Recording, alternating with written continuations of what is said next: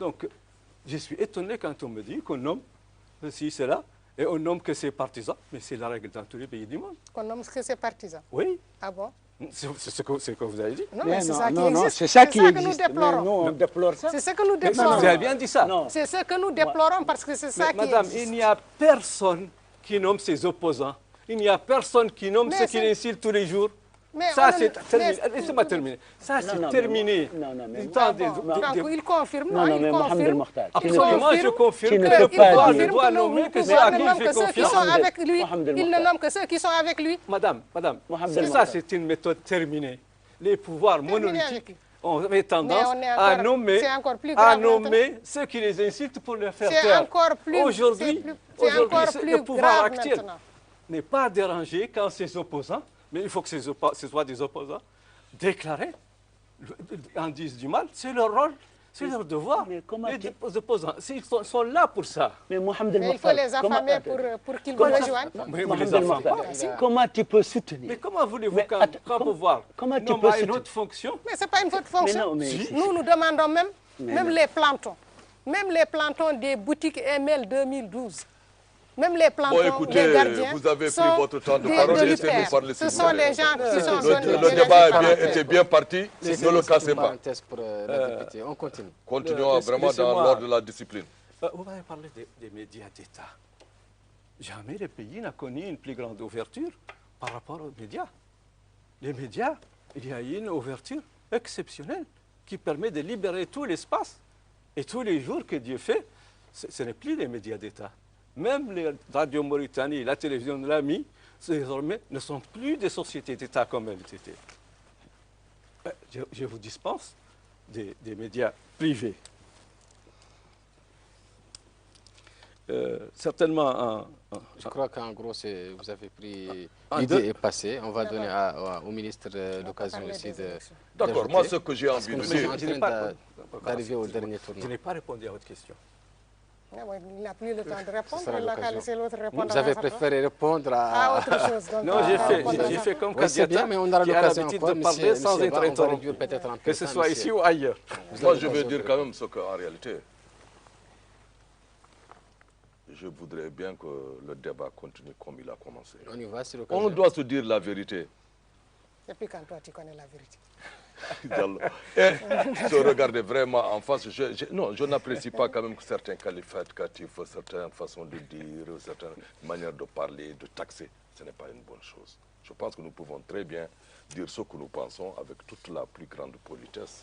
Nous sommes tous des hommes respectables et responsables. Moi, je réponds à quelques questions. On parle ici des marchés publics. Quand on dit qu'il y a des marchés de favoritisme, on doit donner des exemples précis. Moi, ce qu'il me semble, qu'il y a une autorité de marché, qu'il y a des commissions spéciales dans ce pays et qu'il y a le jeu de la concurrence. Ça, je le dis et je le fais. Peut-être avant, mais aujourd'hui, je ne suis pas au courant, qu'il y ait plutôt des favoritismes par rapport à ces marchés. La délimitation des fonds publics, je ne comprends pas. Moi, je pensais que tout Mauritanien intègre qui voudrait le développement de ce pays devrait plutôt applaudir le président Mohamed Abdelaziz. Mohamed Abdelaziz, depuis qu'il est là, il est en train d'assainir la gestion de ce pays.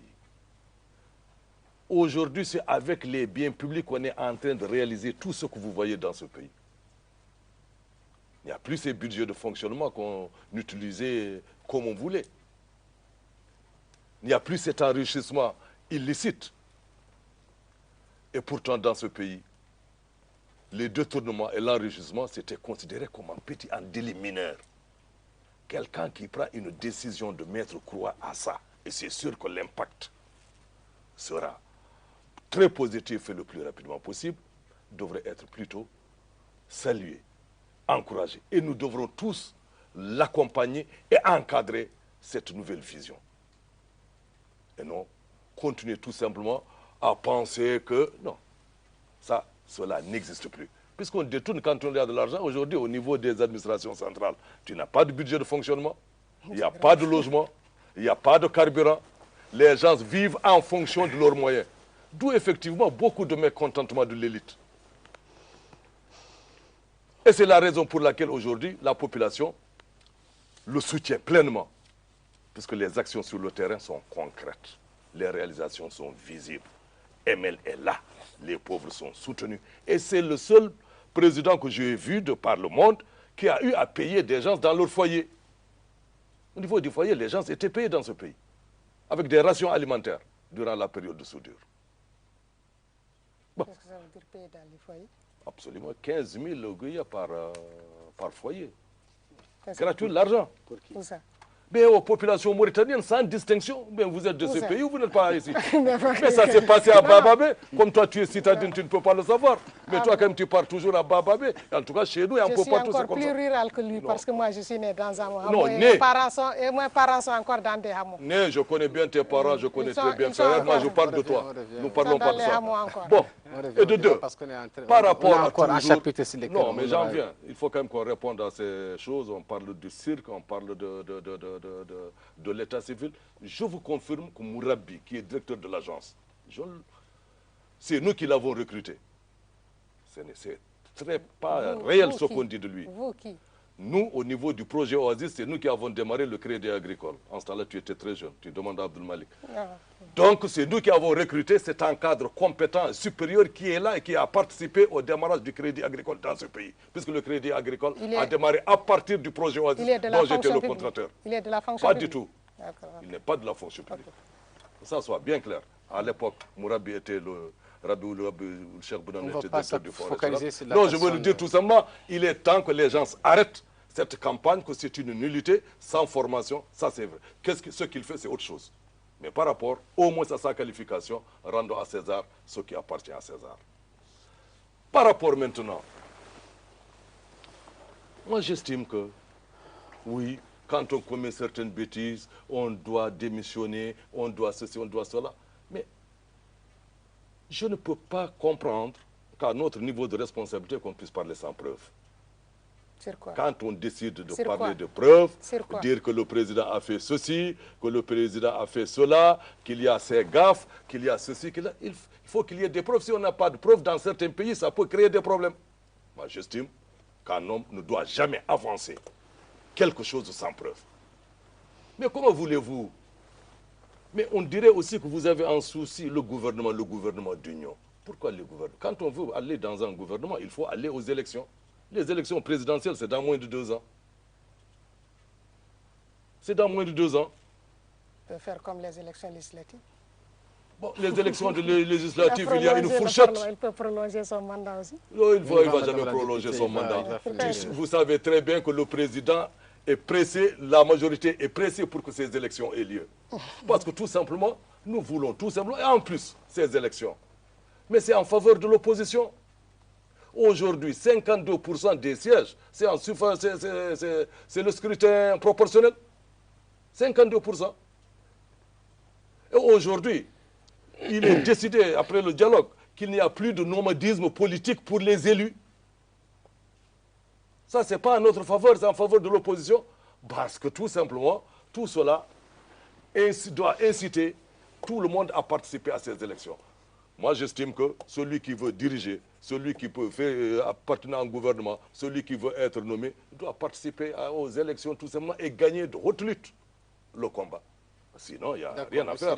Nous sommes là, et c'est nous qui sommes nommés, et c'est nous qui nommons, et c'est nous qui proposons. Quand ça sera vous, ça va être vous. Ça soit bien clair. C'est entendu. Madame la députée, je crois qu'on n'a plus assez de temps. Oui, oui. C'est pourquoi je voudrais vous demander d'être très résumé. Si vous avez des réponses à apporter aux affirmations de vos collègues, sinon on va continuer.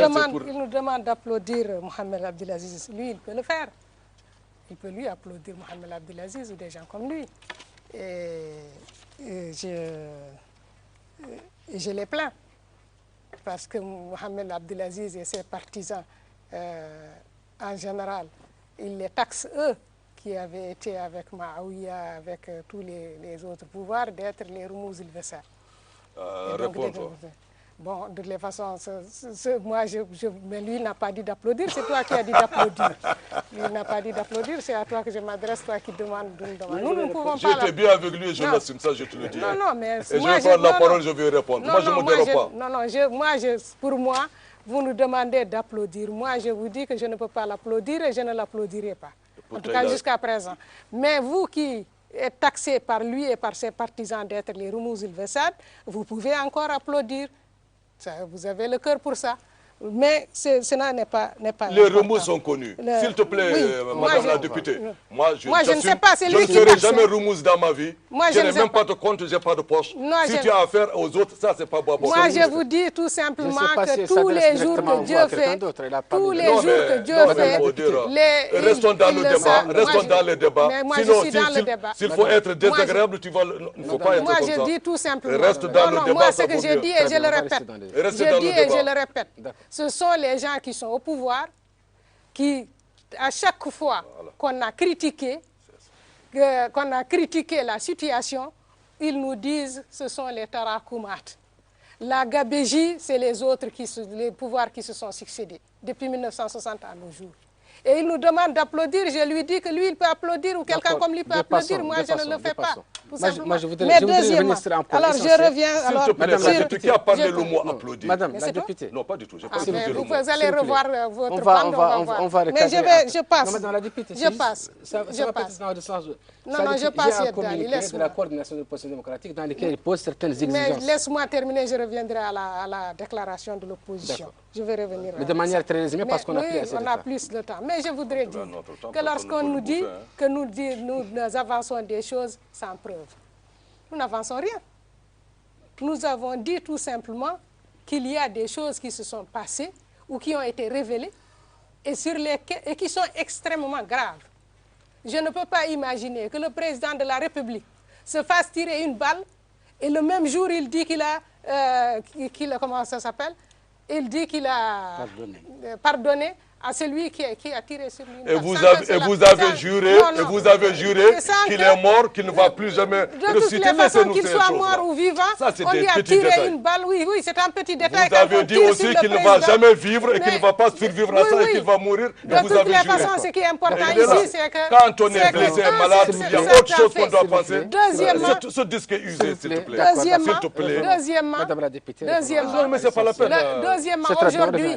Revenez à l'essentiel, on a un président de la République, et ça, ce n'est pas moi, ce n'est pas lui, et ce n'est pas la CODE, qui a révélé qu'il serait lié à des groupes de mafia qui blanchissent le dollar. Ce n'est pas nous, ce sont les arrêtés. Et le communiqué de Noël Mamère, ça ne vous suffit pas? Mais le communiqué de Noël Mamère est un élu parlementaire européen. C'est ça le drame.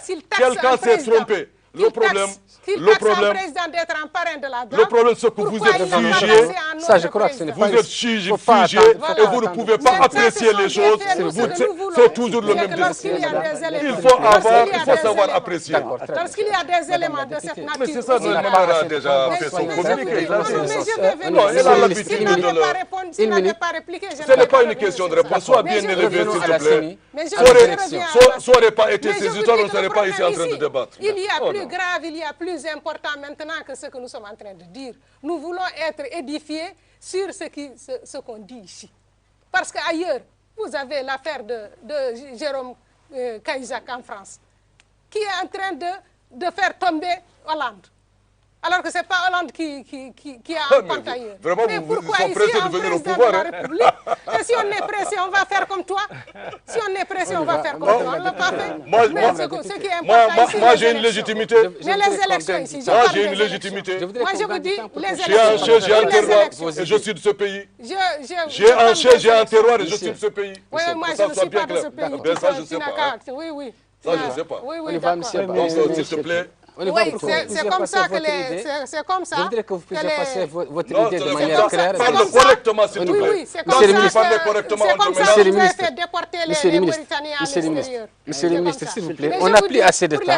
On va en finir. Vous avez l'occasion de conclure. Je parle des élections maintenant. D'accord. Voilà. Les élections, je vous dis qu'il devait se produire il y a 2 ans presque. On parle des 4 exigences fondamentales de la CODE. Mais attendez, si je viens sur ça, mais je n'arrive à ça. Nous, notre problème, c'est qu'il y avait des règles, il y avait une loi, il y avait des institutions qui étaient valides, il y avait des échéances. Aujourd'hui, tout ça n'a pas été respecté. Alors, si ça n'a pas été respecté, la loi n'a pas été respectée, la Constitution n'a pas été respectée. Nos conditions, c'est qu'aucune élection ne peut être organisée aujourd'hui sans qu'elle ne soit consensuelle, sans que tous les acteurs se mettent d'accord sur la manière de les organiser, avec toutes les garanties de transparence. Et en premier lieu, la garantie de transparence, c'est que Boun Abdelaziz et son Premier ministre sont disqualifiés pour les organiser, parce qu'ils en ont fait les preuves. Et pour cela, alors, il faut qu'il y ait un gouvernement qui va avoir des pleins pouvoirs pour pouvoir superviser ces élections et faire en sorte que tout ce qu'on a décrit ici par rapport aux attitudes du pouvoir, par rapport à ses comportements, que cela ne puisse pas entacher les élections. Très bien. Monsieur Ba, je crois que moi, je voudrais quand même dire à Bokar qu'il n'est pas raisonnable de nous regarder les yeux dans les yeux et dire vous devez applaudir Abdelaziz. Vous n'avez qu'à applaudir Abdelaziz parce qu'il est.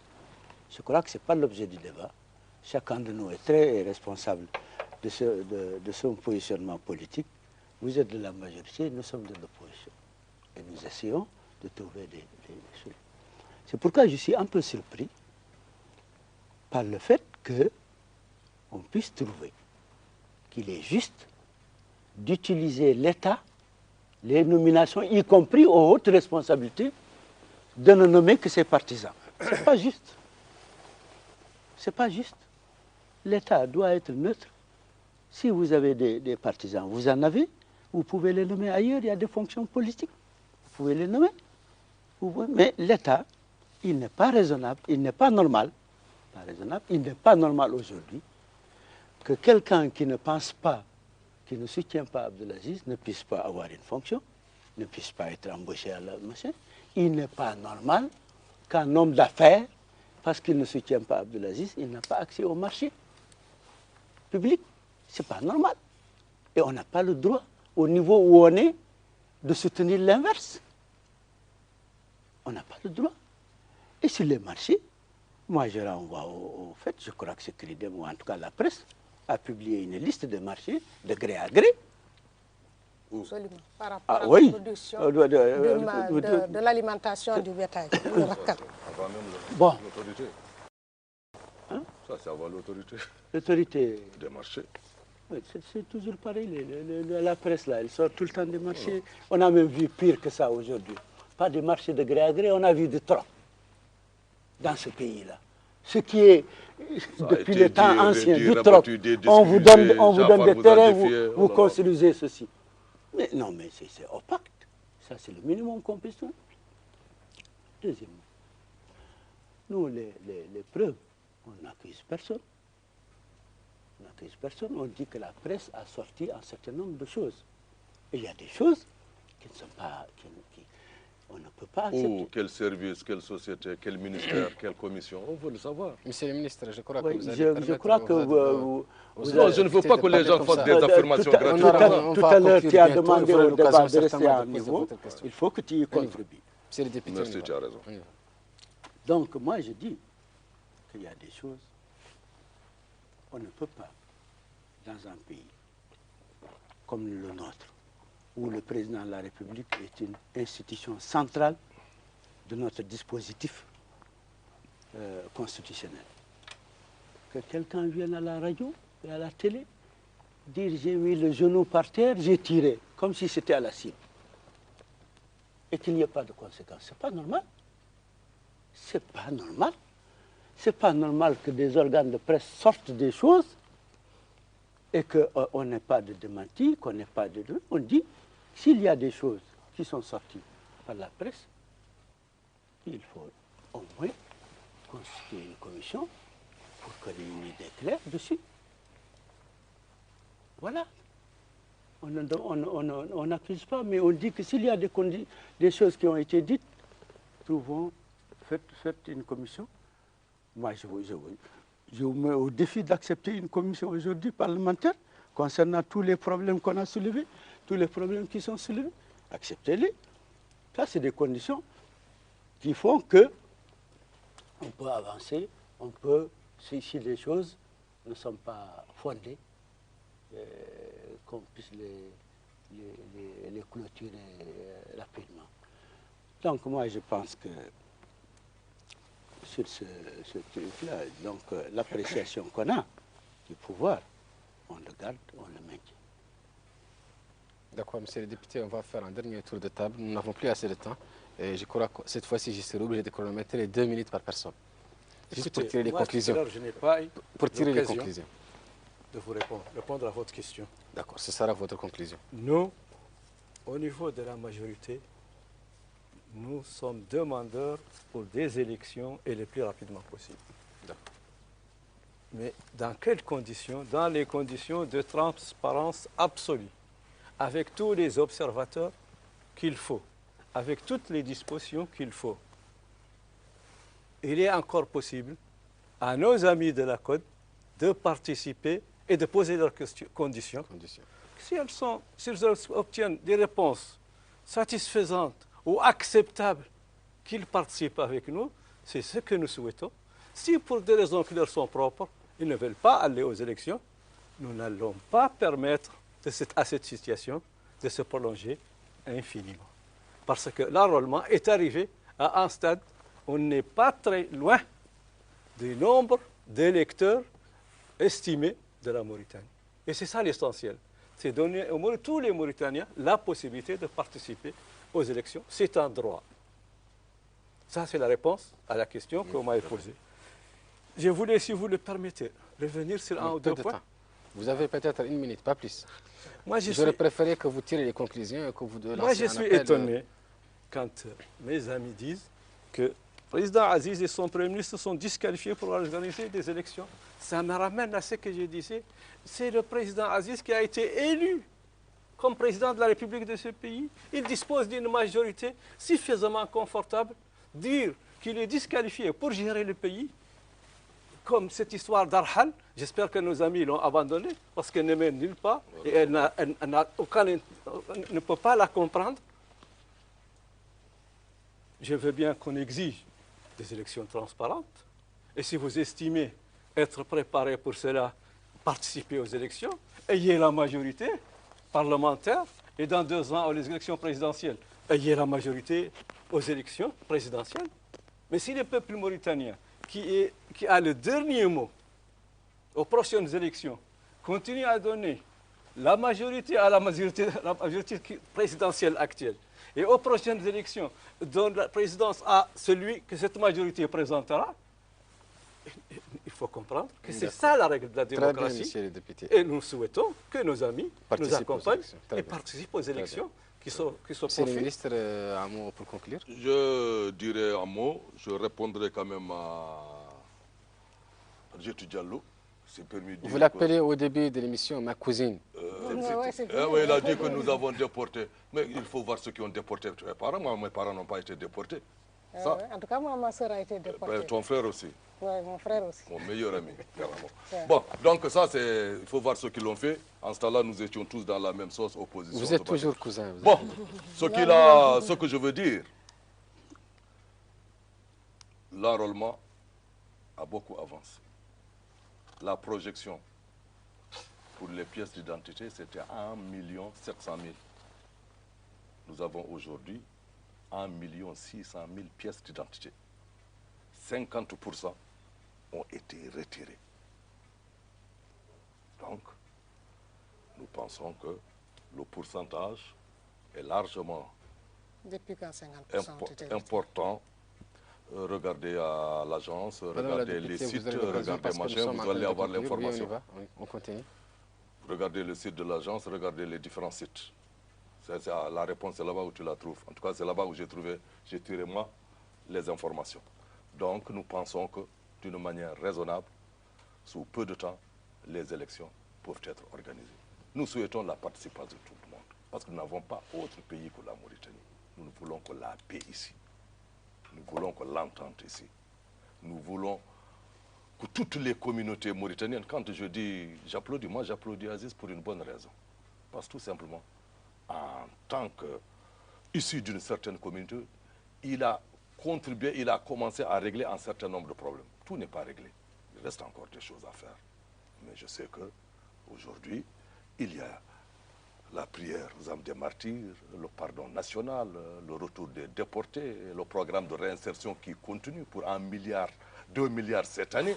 Et c'est un programme qui va continuer pour que les gens, pour que le niveau de vie soit toujours élevé. Je sais que 876 agents de l'État ont été récupérés, soit admis à la réserve, soit machin. Non, je veux dire que c'est pour l'ensemble de ces actions que je dis, moi, j'applaudis le président, en plus des réalisations énormes, incontestables réalisées ici. Donc j'estime et je souhaite que la paix, il n'y a que la paix. Nous voyons ce qu'il y a autour de nous. D'accord, Madame la députée, pour conclure. Oui, pour conclure, bon, quand il dit qu'il a applaudi Abdelaziz, oui, il peut continuer à applaudir comme il avait applaudi Mahoui aussi. Des élections à propos des élections, nous avions en 2009, nous nous sommes opposés à l'organisation des élections du 6-6. Et de la même manière, nous allons nous opposer à l'organisation des élections de manière unilatérale pour nous amener au même résultat que nous avons connu en 2009. Nous nous opposerons à de telles élections. Nous demandons formellement à ce qu'il y ait un dialogue avec entre tous les partenaires pour qu'ils se mettent d'accord sur des élections, la manière de les organiser, les outils à disposer pour pouvoir avoir des élections qui ne vont pas encore déboucher sur une autre crise. Et les crises post-électorales, comme le disait Aliou, sont beaucoup plus redoutables que ce que nous voyons ici. Et les exemples sont très nombreux. Et je souhaite que cela soit très clair, que la Côte n'acceptera pas des élections comme celle qui devait être programmée pour le 6-6. De la même manière, on s'opposera avec détermination de l'organisation de tels scrutins. Monsieur le député Barry Ibra. Oui, moi je voudrais simplement dire à Bokar que si il est de l'autre côté, on est de ce côté, c'est qu'on a des appréciations différentes de la situation. S'il ne voit que les prières de Kaïdi pour les négro-africains, moi je vois des centaines et des centaines de jeunes qui n'ont pas d'autre choix. Ne pas ce que j'ai dit. Non, je n'ai pas ce que je dis. Tu répètes ce que je dis, sinon tu t'abstiens de le remarquer. Et moi, je vois des centaines et des centaines de jeunes négro-africains qui n'ont pas le choix que d'immigrer. Ceci dit, j'ai dit, peut-être c'est là la différence entre eux et nous. C'est que nous sommes en crise depuis 2008. Ce n'est pas une situation normale, comme décrit Mohamed El Mokhtar, qui a des échéances normales et qu'on participe. Non, le pays est en crise. Le pays est en crise et il faut qu'on trouve les moyens de le dépasser. Ce sont les élections. Et moi, je pense que les élections consensuelles et autres, et de ce point de vue-là, il me semble que l'initiative du président Messoud est une bonne chose sur laquelle nous pouvons rebondir pour essayer de trouver une solution à notre crise, sortie de crise. Voilà. Merci mes invités. Je rappelle que c'est fini, je crois. On n'a plus le temps, l'antenne ne nous permet plus parce qu'il y a un journal à 0h. Donc l'occasion pour moi de remercier M. Mohamed El Mokhtar Oulzamir qui est député IPR à l'Assemblée nationale. De remercier également M. Ba Bokar Soulé qui est ancien parlementaire et qui est membre de l'IPR. De remercier Mme Kadjata Malik Diallo qui est député IFP, et M. Baïlou Ibra qui est député opposition, coordination de l'opposition démocratique. Je remercie également les téléspectateurs et je vous dis à une prochaine émission de débat dans les jours ou les semaines à venir, Inch'Allah.